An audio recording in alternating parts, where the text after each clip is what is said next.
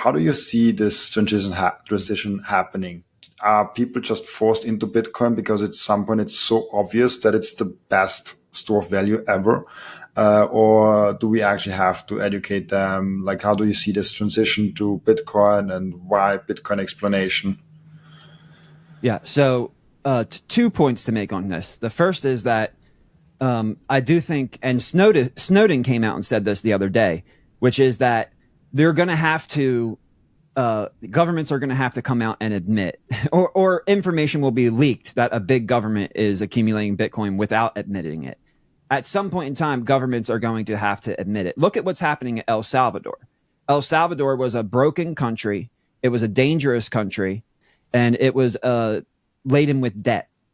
And now they're paying off their debt. And what's happening is, because they are holding Bitcoin on their balance sheet, the asset side of their balance sheet is growing. And what that does is it shrinks the liability side of their balance sheet.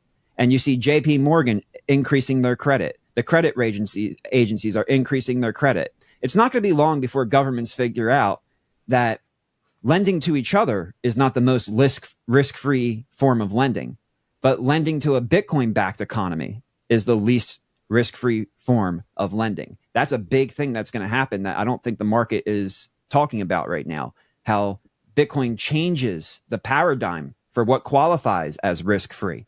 Government debt is not risk-free. U.S. treasuries are not the risk-free rate of return. Bitcoin is.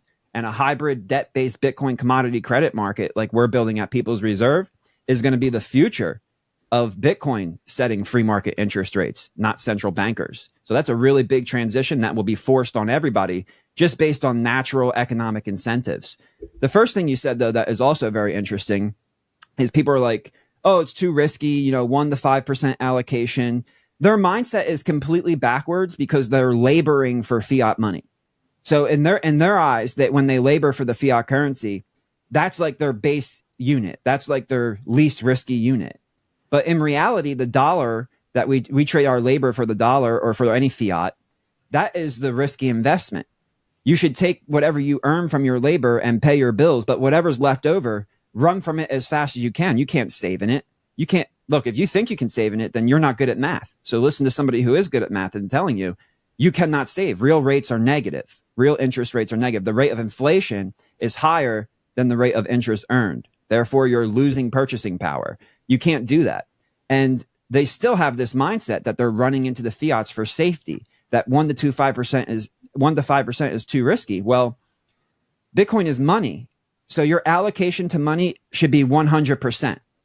That's what your allocation to money should be. And then your wants and your desires and your needs, like a home and food and transportation, that takes away from your Bitcoin. That takes away from your allocation. You have to take portions of your labor and trade it off in order to have those things. And then your wants and desires further take away from your allocation. So your Bitcoin allocation should be 100%. And if it's not 100%, you're not an OG Bitcoiner and you don't really understand what's happening here. What's happening is the governments are transitioning us. There's a huge transfer of wealth taking place right now. And all of your lines of questions are great because they tie together. That loss of trust, the forceful transition. They want to go to the central bank digital controllers, a centralized control system that gives the power to set prices to everything, not just interest rates. Bitcoin is coming along in a decentralized fashion and saying, no, we don't want anybody to control our money. We want everybody to have the same rules. And we want a system that doesn't favor any one person, no matter how big or small, over another. So what we see is two different systems, a communist socialist system and a true free market capitalism system.